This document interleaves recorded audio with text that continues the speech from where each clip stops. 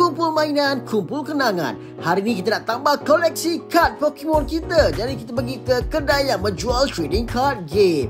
Dekat sini ada banyak pilihan kad Pokemon yang boleh kita pilih. Tapi yang paling menarik perhatian saya, dekat sini ada jual pencil board Charizard. Menarik ni. Sambil-sambil tu sempatlah tengok kad-kad yang lain. Ada yang dijual dalam versi single booster pack, ada yang dalam kotak, dalam tin pun ada. Memang best lah untuk dijadikan sebagai koleksi buat para peminat kad Pokemon. Disebabkan saya adalah seorang peminat Charizard, jadi kita angkatlah satu pencil kit Charizard ni.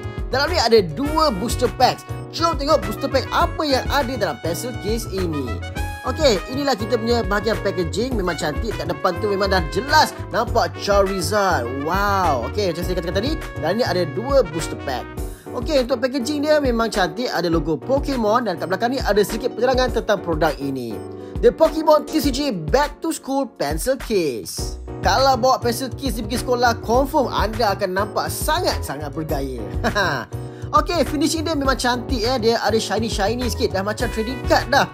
Dekat pattern-pattern dia memang lawa. Dekat tepi tu ada design macam dadu, putih, hitam dan juga kuning. Sini ada logo Pokemon Trading Card Game. Dan di bahagian belakang tu ada lagi 2 Pokemon. Kita ada Miraidon dan juga Koraidon. Lengkaplah 3 Pokemon dalam satu pencil case. Okey, dari segi material tu memang cantik. Dia agak sturdy jugalah. Dekat dalam, jom tengok, kita ada 2 booster pack. Yang pertama kita ada Twilight Masquerade dan yang kedua kita ada Temple Forces. Memang nice sebab kita memang tengah kumpul Temple Forces untuk cipta satu master set yang baru. Yang pertama kita buka dulu Twilight Masquerade. Jom tengok ada kad manis-manis ataupun tidak. Let's go.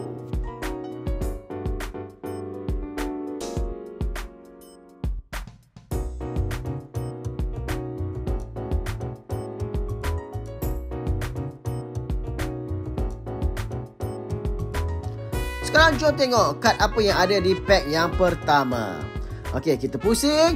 Kad pertama kita hadir dengan satu basic fighting energy card. Seterusnya kita ada Litwick diikuti dengan Poochyena. Alright. Seterusnya kita ada Palossand diikuti dengan Timburr. Seterusnya kita ada Glimmora. Okey. Ariados. Trainer card accompanying flute. Dah ada kad manis ke? Matiana Reverse Holo. Dan kad terakhir kita, saya dah nampak dah ada kelibat kad manis. Kad apa ni? Kita dapat full art Torkoal. Mantap. Dan ada satu lagi. Satu kad Rare Holo Frostlass. 2 kad manis dalam satu pack. Memang terbaik lah.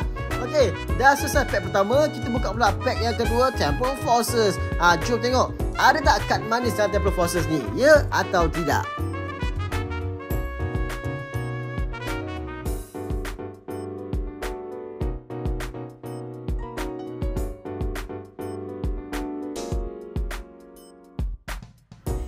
Alright, untuk kad pertama kita ada Basic Leaf Energy Card diikuti dengan Finizen. Seterusnya kita ada Dunsparce diikuti dengan Snom.